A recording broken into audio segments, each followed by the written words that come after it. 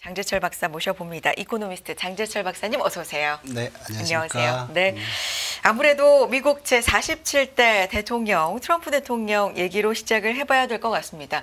작년부터 사실 후보인 시절부터 뭐 트럼프 트레이드라고 해서 시장은 굉장히 많이 반영을 했었는데 오늘 드디어 이제 취임을 했습니다. 보셨나요? 어떻게 보셨어요? 네, 새벽 2시까지 뭐 자료도 보고 하면서 취임식 하는 거 중간 정도까지 봤습니다. 봤는데 끝까지 못 보고요. 봤는데 생각했던 것보다는 과감한 정책들을 기대했었잖아요. 근데 그 비상사태를 선포한 것은 국경 문제랑 그리고 에너지 쪽 그 두 가지 정도 있었고 나머지 부분에 대해서는 뭐 기존에 했던 얘기를 좀 했던 거로 이제 제가 알고 있습니다. 그런데 사실 트럼프 대통령이 이제 45대에서 한 번 건너뛰고 47대로 왔잖아요. 뭐 130여 년 만에 처음이라고 있는 얘기인데 사실 45대 마치면서 불미스러운 일도 있었죠. 그렇죠. 의회 난동 사건도 있었고 그러면서 한 말이 I will be back. 그래서 터미네이터처럼 나 다시 돌아올 거다. 정말 돌아왔어요. 진짜 돌아왔어요. 그리고 저는 이 트럼프 대통령이 1980년대에 그 CNN 레리 킹 라이브 쇼에 나와서 얘기했던 에피소드를 몇 번 봤었습니다. 실제로 그때. 근데 그때 했던 생각이랑 트럼프 일기에서 얘기했던 거랑 지금 2기에 얘기하는 어떤 모든 정책들이 다 일관성이 있어요. 그러니까 미국의 세계 경제에서의 아니면 세계 정치에서의 경찰 역할의 어떤 폐지 그리고 미국 우선주의 그리고 미국을 위한 정책을 써야 된다. 그러면서 그때는 아마도 중동이었던 것 같아요. 사우디아라비아에 미군이 나가 있는데 이렇게 잘 사는 나라에 왜 미군이 우리 돈 내고 가서 지켜주냐 이런 얘기였거든요. 근데 이것은 트럼프 일기 때 나토뿐만 아니라 한국에도 똑같이 적용된 얘기였어요. 근데 트럼프 2기에 와서도 이러한 뭐 신고립주의라든지 아니면 미국 우선주의 이러한 정책의 어떤 연속성은 계속 지속이 되고 있는 것 같아요. 이런 말씀을 드리는 이유는 취임 이전부터 이제 취임하는 날부터 굉장히 폭풍처럼 행정명령을 100개 이상 뭐 할 것이다. 그랬지만 취임한 날 지금으로는 그렇게 많이 나오지 않았잖아요. 보도에 따르면 뭐 한 30개 정도 아니면 뭐 먼저는 국경과 에너지 정도에 따른 비상사태 선언 같은 거. 뭐 관세는 보류 소식도 나왔고요. 그렇죠. 그래서 이런 얘기가 나와서 트럼프 대통령이 얘기했던 거를 좀 안 하는 거 아닌가, 지연하는 거 아닌가 그러는데 지연할 수는 있지만 안 하지는 않을 것 같고요. 그리고 제가 봤을 때는 그 트럼프 일기 때 트럼프 대통령이 처음 대통령을 하면서 정치인이 아니었잖아요. 그리고 새로 취임하면서 공무원이나 아니면 기존의 정치권과의 마찰이 되게 많았었어요. 그래서 이번에는 선거를 이렇게 쭉 진행하면서 자기 싱크탱크인 뭐 미국 우선 정책 연구소인가요? AFPI라고 거기서 상당히 많은 자문을 얻고 거기서 뭐 거의 한 1000건 이상의 그 인터뷰를 했다고 그러더라고요. 공무원들이랑 정치권이랑 이렇게 해서 이러한 준비를 상당히 많이 했기 때문에 기존에 얘기했던 그 연구소에서는 약 한 300개 정도의 행정명령을 준비했다고 합니다. 그래서 처음 100일 동안에 약 한 100개 정도를 할 것이고 이제 이게 순차적으로 나올 것 같아요. 그런데 제가 볼 때는 우리가 제일 관심 있는 관세 부분, 이 부분은 뭐 한꺼번에 되지는 않더라도 점진적으로 진행이 될 가능성이 크다. 그리고 많이 또 지적이 됐지만은 트럼프 대통령의 협상력 있잖아요. 어떤 정책이나 행정명령을 가지고서 그걸 지렛대 삼아서 협박도 하고 회유도 하면서 미국이 원하는 것을 찾아가는 그런 정책들은 앞으로 우리가 계속 지켜봐야 될 거로 생각이 듭니다. 여기에 또 하나 이제 취임 전부터 파나마 운하를 얘기하는 것, 그린란드를 얘기하는 것, 그리고 캐나다에 대해서도 51번째 주라고 해서 사실은 총리가 이제 사임을 표하는 일까지도 있었잖아요. 일련의 이런 일들을 보면서 뭐 신식민주의 일각에서는 돈로 독트린이라고도 하더라고요. 이게 뭔가 했더니 도널드 트럼프 트럼프 도널드 플러스 몬로 전 대통령의 합성어이더라고요. 뭐 이렇게까지 지금 표현이 되는데 일기와는 좀 다른 특징이 그럼 있을까? 이번 행정부의 특징은 뭘까? 이런 점도 좀 궁금해지는데 어떻게 생각하십니까, 박사님? 제가 볼 때는 큰 차이는 없을 것 같아요. 그런데 굉장히 정교해졌고 네. 그리고 뭐 파나마 운하도 사실은 미국이 건재해졌지만 지금 운영권이 중국한테 네. 넘어가는 이런 지적 많이 하잖아요. 그리고 그린랜드도 히토류 관련된 이슈라든지 그리고 북극해에 대한 어떤 항로에 대한 확보 이런 이슈들이 들어온 거기 때문에 1기와 다르게 2기에서 새롭게 변화된 어떻게 전개되고 있는 미중 갈등이라든지 아니면 세계 경제에서의 미국의 패권의 어떤 확보 이런 부분들이 크게 작용하는 게 아닌가 봅니다. 그래서 큰 틀은 변하지 않았지만 굉장히 정교해지고 제 생각으로는 좀 더 과감해진 거 아닌가 이런 생각이 듭니다. 왜냐하면 캐나다에 대해서도 상당히 위협적이고 정치 개입이 지금 어떻게 보면 뭐 일론 머스크도 그렇고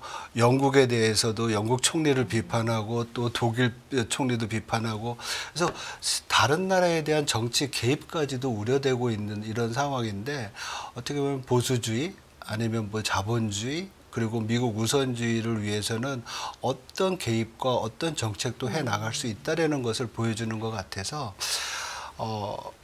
노선 아니면 정책이나 경제의 원리는 같지만은 더 정교해지고 더 과감해지고 있다 이렇게 평가해 볼 수도 있을 것 같습니다. 그래서 이런 걸 보면 우리한테 주는 시사점도 굉장히 크죠. 그래요. 예, 왜냐하면 뭐 동맹이라는 의미가 정치나 아니면 군사적으로는 뭐 가능하더라도 경제적인 이슈에서는 아주 철저하게 미국 우선주의로 가고 있으니까 하여튼 미국을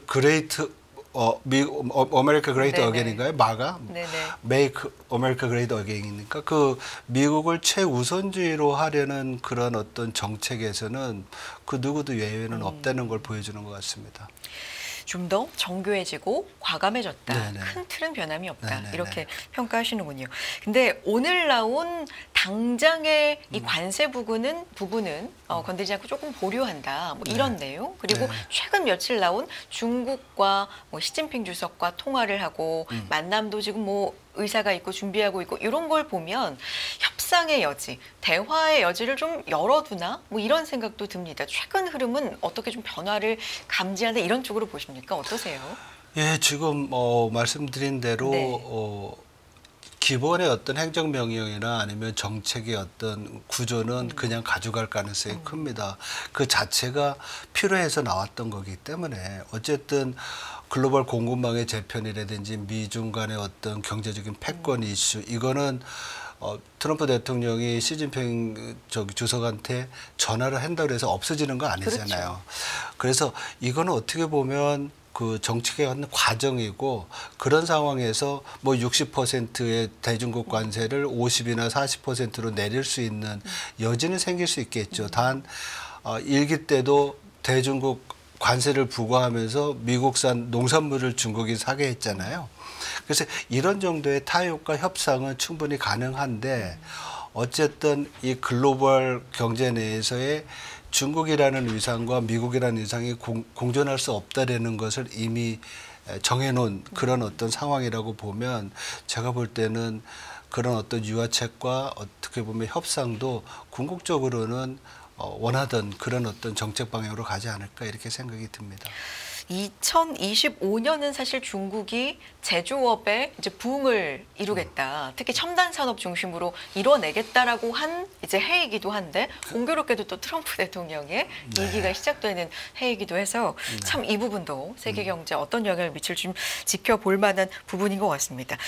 바이든 정부 이제는 뭐 하루 만에 또 역사 속에 어떻게 보면 사라지게 역사 속에 뭐 정부가 됐다고 해도 과언이 아닌데 경제 정책 어떻게 보십니까? 바이든 일단 지우기에 좀 나설 것이다 이런 관측도 있고요. 사실 이 정책 지우기는 네. 트럼프가 먼저 시작을 했죠. 왜냐하면 클린턴 오바마 지우기. 오바마 네. 지우기를 네. 했잖아요. 특히 오바마 케어 문제라든지 아니면 뭐라 그럴까요? 그 환태평양 그 무역협회 TPP인가요? 거기에 가입됐던 거에서 또 나오게 되고 이런 상황이 있었지만은 트럼프 2기 들어와서는 오바마 지우는 게 아니라 이제 바이든 지우기. 그래서 제일 크게 했던 것이 아마 제가 볼 때는 뭐라 그럴까요? 그 환경 이슈. 다시 트럼프가 기후협약에서 탈퇴했는데 네. 다시 가입했잖아요. 파리 그리고 기후협약에서. 파리 기후협약에서 네. 다시 이제 거길 탈퇴하면서 네. 소위 말해서 그 바이든 행정부의 어떻게 보면 시그니처 정책이라고 할 수 있는 친환경 정책, 뭐 재생에너지라든지 청정에너지 사용하고 그래서 뭐 배터리에 대한 지원을 해주고 이런 걸 했던 거 전기차 이런 거에 대한 폐기가 우선이 될 것 같고요. 일단 오늘 그 얘기도 나왔죠. 일단, 네. 예. 그래서 어떻게 보면 지금 유럽에 있는 은행들도 탄소 배출이라든지 친환경에 대한 정책에서 일단 후퇴하는 거로 네. 보입니다. 이게 그러니까 미국의 정책이 글로벌하게 영향을 미치는 걸 보면 상당하다는 걸 느낄 수 있는데요. 아마도 뭐 우리나라도 그동안 ESG라든지 이런 거에 대해서 상당히 많이 투자를 하고 또 여러 가지 금융상품도 나왔는데 일정 부분 후퇴하지 않을까 이런 생각이 좀 듭니다. 그리고 뭐 거기에 따른 그런 것도 있고 또 사회적인 이슈들도 많잖아요. 성소수자라든지 낙태 이슈 이런 것들도 있을 수 있고 그래서 여러 가지 정책들이 많이 되돌림이 있을 거로 예상이 됩니다. 그렇군요. 증시 측면에서 보면 사실 바이든 임기 지난 4년을 돌아보면 그래도 굉장히 잘 갔잖아요. 그렇죠. 어려움도 상당히 많았었는데 물가도 잡았어야 했고 그런데 그 와중에 뭐 여러 가지 이야기들은 정책의 뭐 찬반 논쟁도 있었지만 결과적으로 보면 물가도 잡혀가고 있고 골디락스라는 평가를 지금으로서는 받을 만큼 미국 경제는 상당히 탄탄하다라는 평가도 일각에서는 있고 증시도 우상향을 했으니까요. 경제에 대해서는 전반적으로 좋았다고 평가할 수 있을까요? 바이든 그 행정부 밑에서 경제는 어떻게 보면 제일 나쁠 때 시작했잖아요. 트럼프 말기에 코로나 위기가 있었고 2020년에 코로나 위기 있었고 그리고 사실 2021년 바이든 행정부 시작하고 나서 증시가 약 한 S&P 500 기준으로 25% 정도 상승을 했었어요. 근데 그 이후에 무슨 일이 있었냐면 코로나 위기에서 벗어나면서 여러 가지 이슈가 나왔잖아요. 공급망 차질이라든지 그렇죠. 또 러시아 우크라이나 전쟁이 네. 있었죠. 그 와중에서 정책금리 인상하는 거 있었죠. 또 거기다 이스라엘 하마스 전쟁이 있었죠. 그래서 2022년부터 2023년까지는 좀 주춤했었습니다. 그렇지만 그 이후부터는 연준이 이제 금리 인하 사이클에 들어간다는 기대가 있으면서 그리고 우리가 소위 얘기하는 M7 기업들, AI나 반도체 또 이런 신산업에 대한 어떤 생산성의 증가에 따른 빅테크 기업들의 호황 이런 것들이 주가를 쭉 끌어올렸었죠. 그래서 어떻게 보면 좀 어렵게 시작을 했지만 끝은 좋았는데 이 부분이 이제 트럼프 행정부 내에서 트럼프 2기에 잘 지속이 될 수 있을지 이게 제일 큰 이슈가 되겠죠. 근데 뭐 사실 여기에 대한 우려는 벌써 지난번 FOMC 회의, 연준 회의에서 나왔지만 인플레이션에 대한 우려를 되게 키우고 있잖아요. 그러니까 관세 부분도 있고 관세 같은 경우가 어떻게 보면 수입품에 대한 물가의 어떤 압력이잖아요. 그래서 전반적으로 여러 뭐 분석한 걸 종합해 보면 소비자 물가를 0.3에서 0.4%포인트씩 올려줄 수도 있다고 하고요. 이 관세가 특히 미국이 관세를 부과했을 때 상대국에서 가만히 있으면 되는데 그렇지 않잖아요. 보복 관세를 하잖아요. 보복 관세를 하면 인플레이션이 더 높아질 수 있는 상황이 됩니다. 그리고 경기에는 더 나빠지고 이런 상황이 있고 더 우려되는 것은 2025년에 점진적인 관세가 이제 부과된다고 하면 2025년에 인플레이션 압력이 높아지잖아요. 근데 올해 말에 트럼프가 2017년에 했던 감세안이 2025년 말에 종료되는데 이제 이걸 연장한다는 거 아니에요. 그러면 이 감세 효과로 인해서 또 추가적으로 경기가 좀 활성화되면 수요 측 물가 압력이 있잖아요. 이런 부분들이 2025, 2026까지 간다고 하면 연준 입장에서 또 아니면 우리 경제 에이전트들 입장에서 본다고 하면 인플레이션에 대한 우려를 지울 수 없는 거죠. 그래서 이런 부분이 지난 1월 달에 이번에 나왔던 미시간 대학교의 그 1년, 5년 기대 인플레이션이 3.3까지 올라가게 된 그런 상황이 아닌가 이런 생각을 합니다. 네, 지금 미국 주요 경제 지표추이 자료로 나가고 있는데, 네, 트럼프 정부 그리고 바이든 정부 비교해서 1기 때와 그리고 바이든 정부 때 비교해서 지금 볼 수가 있었고요. 박사님의 말씀까지 참고해서 들었습니다. 그렇다면 사실 계속해서 물가를 잡기 위해서 연준이 뭐 실기했다라는 평가도 굉장히 혹독하게 많이 받았었고, 지금은 아주 뭐 고전 끝에 어느 정도 물가를 잡아가고 있다라는 평가를 받고 있는 이 연준, 특히나 파월 의장의 거취가 상당히 주목을 많이 받았잖아요. 그래서 나가라고 하면 뭐 나가겠느냐라는 직접적인 질문에도 단호하게 NO 이렇게 대답을 하기도 했던 파월 의장인데, 통화 정책에 대해서는 지금까지는 그러면 어떻게 실기라는 좀 혹평도 있긴 했었는데 어떻게 평가하십니까? 앞으로는 어떨까요? 일단 파월 의장이 연준 의장으로 이제 취임을 하고 난 다음에 사실 시장에서는 굉장히 혹독한 비판을 했었죠. 네. 왜냐하면 인플레이션 높아지고 있는데 일시적인 것이다. 그래서 그렇죠. 금리를 2022년 3월 달인가 그때부터 올리기 시작하는데 그때 인플레이션이 벌써 5%를 넘을 때예요. 그러니까 인플레이션 목표가 2%인데 그거를 훨씬 넘은 상황에서 금리를 올리기 시작을 했으니까. 너무 늦어버렸다. 그렇죠. 네. 보통 통화 정책은 선제적으로 한다는 네. 얘기를 많이 하거든요. 그래서 그걸 실기해 놓고 그다음에 이제 나온 게 뭐냐면 데이터 디펜던트한 네. 통화 정책을 하겠다. 그러니까 이제 보고서 하겠다는 얘기거든요. 네, 네. 사후적으로 하겠다. 그러고서 나왔던 얘기가 뭐냐면 그러면 이제 또 인플레이션 평균 인플레이션 타겟 하겠다. 과거에 좀 낮았으니까 좀 올라가더라도 2%보다 좀 높더라도 평균적으로 2% 맞으면 되니까 우리 좀 여유 있게 하겠다. 뭐 이런 여러 가지 얘기가 나왔었어요. 그렇지만은 어떻게 보면 그 금리를 인상하고 난 다음에는 상당히 과감하게 금리를 올렸어요. 네네. 그리고 뭐 75bp씩 4번을 올렸고 또 50bp도 올린 적도 있고 그렇게 이제 금리를 올리면서 인플레이션을 이제 잡아가는 노력을 했고 그게 굉장히 성공적이었죠. 그래서 뭐 9.1%까지 올라갔던 소비자 물가가 2%대보다 후반까지 내려올 때 통화 정책이 다 했다고는 볼 수는 없지만은 상당히 적극적으로 또 네. 통화 정책을 했다는 그런 평가는 할 수 있습니다. 그런데 중요한 것은 지금 정책 금리를 낮췄는데 시장에서는 트럼프 대통령이 이번 선거 유세 기간 동안에 자기가 통화 정책에 개입하겠다는 얘기를 자꾸 하잖아요. 그리고 유세 중에서는 자기가 뭐 파월을 해고시키겠다. 근데 법적으로 못 한다고 이제 파월 의장이 지금 말씀하신 대로 그렇게 얘기를 했고요. 여러 가지 이슈들이 있는 것 같아요. 그래서 파월 의장이 2026년인가요? 그때 이제 임기가 만료되는데 베센트 그 재무장관 이제 후보자 이제 되겠죠.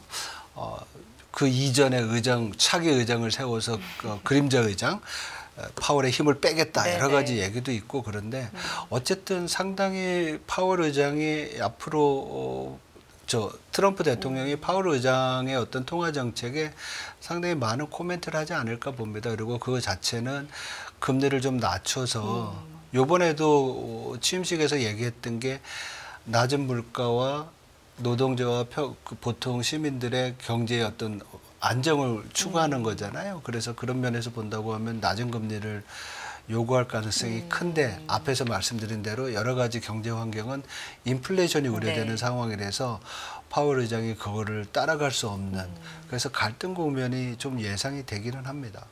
물론 뭐 그 후에는 임기를 보장한다라는 얘기를 했습니다만 어쨌든 앞서서 했던 여러 가지 이야기들의 스토리가 있기 때문에 뭐 둘의 관계도 어쨌든 좀 관전 포인트가 될 것 같고 여기에 덧붙여서 말씀해 주신 것처럼 시장에서는 이 트럼프의 정책이 아무래도 물가를 올릴 거야. 그럴 가능성이 높아라고 보고 있기 때문에 연준의 통화 정책 방향 어떻게 좀 운용할지 이런 어떤 운신의 폭이 좀 좁아지진 않을지 이런 부분에 대해서 걱정을 좀 하고 있는 와중에 이제 FOMC가 올해 첫 FOMC가 돌아오거든요. 우리 설 연휴 기간 중에 FOMC가 있습니다. 여기서는 거의 이제 동결로 확실시가 되고 있는데 어떤 부분이 관전 포인트일까요?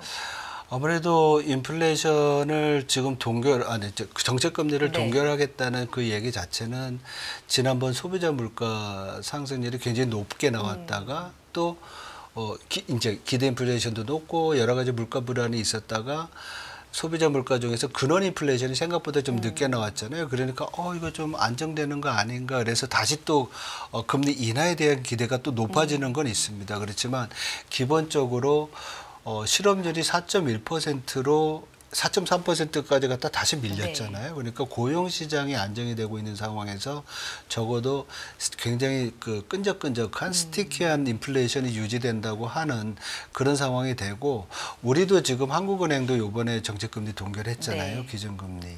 그러니까 연준 입장에서도 물론 지난 12월 달 정책회의에서 여러 가지 그 통화정책 참가자들이 트럼프의 정책에 따른 인플레이션 압력을 감안을 해서 2025년, 2026년에 인플레이션을 높여서 전망한 그런 부분도 있지만은 그런 어떤 정책적 불확실성이 좀 해소되는 것을 한번 보든지 네. 이런 게 좀 시간이 필요하지 않을까 그런 의미에서 이번 달에는 정책금리를 동결을 하고 아마도 제 생각으로는 기본적으로 미국 경제가 강건하지만 2024년의 경제 성장률이 2.8%거든요. 그리고 이게 2025년에 지금 성장률을 보면 2% 중반에서 초반까지 생각을 하는 것 같아요.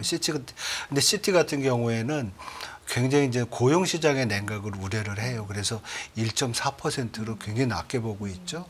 그래서 물론 편차는 있지만 평균적인 컨센서스는 2%대 중반에서 초반인데 이 얘기는 뭐냐면 2% 후반에서 초반으로 성장이 둔화가 되니까 그만큼 노동시장에서의 어떤 냉각은 불가피한 거로 보여요. 그리고 인플레이션 자체도 보면은 좀 내려올 수밖에 네. 없는 상황이고 그렇다고 보면 기준금리가 조금씩 더 내려와야 된다고 봐요. 그래서 한 3번 정도 내려오지 않을까 이렇게 생각합니다. 올해는. 연준은 4번에서 2번으로 인하 매수를 좀 줄인다라는 네. 걸 제시를 했는데 네. 박사님 3번 정도 왜냐하면 보시는군요. 그 금리 네. 정책 금리를 낮춰도 시중 금리가 굉장히 높게 유지되고 있잖아요. 네. 그러니까 10년물 금리 같은 걸 최근에 많이 내려왔지만 올해 말이 되더라도 4.4%, 네. 4.45까지 유지될 거로 네. 보여요. 이전보다는 거의 뭐 20bp 이상, 30bp 이상 높은 수준이라서 이러한 것들이 경제는 부담이 될 수밖에 없다. 이렇게 볼 수 있는 것 같아요. 알겠습니다. 박사님 우리 경제 얘기로 좀 마무리를 해봐야 될 것 같은데 사실 뭐 미국 2%대 중반 이런 얘기를 할 때 우리 성장률 얘기할 때 좀 한숨이 요즘 많이 나옵니다. 네, 어제도 한국은행이 올해 성장률 전망치를 1.6에서 1.7% 하향될 것이다. 뭐 이런 얘기를 했거든요. 기존에도 사실 1.9% 제시를 해서 이것도 상당히 좀 우리 이제 1%대 성장으로 몇 분기 연속, 몇 년 연속 고착화되는 거야. 저성장으로 오랜 기간 고착화로 길로 가는 거야. 뭐 이런 걱정이 있었는데 이게 더 내려왔어요. 네, 정치적인 영향이 있다 이런 얘기를 하는데 어떻게 보십니까? 우리 성장률에 대해서는?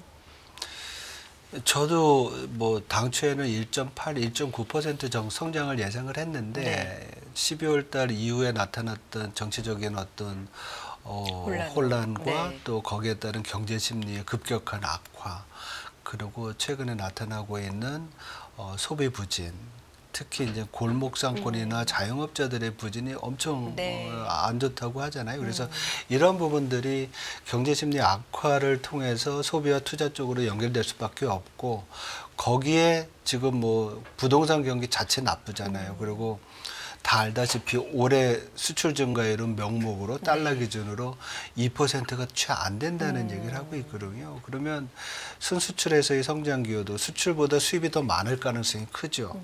그러면은 대외 쪽에서의 성장 동력은 떨어지고 내수도 계속 부진이 되고 이게 정치적 혼란 때문에 더 커진다. 그러면 성장률 하락은 어쩔 수 없는 것 같아요. 그래서 지금 예상되고 있는 0.2에서 0.3%포인트 정도의 하향. 정책 네. 성장률 하향을 네.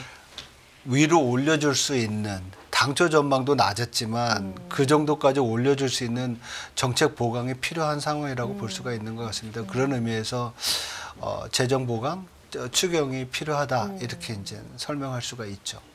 추경의 이 규모에 대해서는 좀 의견이 갈리는 것 같긴 추경은 하지만, 네. 뭐 저는 경제 정책은 우리 글로벌 금융위기 때 경험했던 건데요. 시장이 예상하는 것보다 크게 해주는 게 좋다고 합니다. 그래야지 이게 샥으로 포지티브한 긍정적인 샥으로 효과를 네. 보고 심리 개선에도 좋고 또 어떻게 보면 의지의 표현이라고 볼 수 있잖아요. 그렇군요. 그래서 네. 경제 정책이 위기 때 나올 경우에는 특히 시장의 예상보다 조금 더 크게 강력하게. 하자. 근데 뭐 재정 건전성이나 네. 이런 것 때문에 우려하고 있는데 사실 그거는 잘해서 나중에 좀 갚자 이렇게 생각하면 될 것 같습니다. 알겠습니다. 여기까지 듣도록 하겠습니다. 이코노미스트 장재철 박사 함께했습니다. 박사님 고맙습니다. 네, 고맙습니다.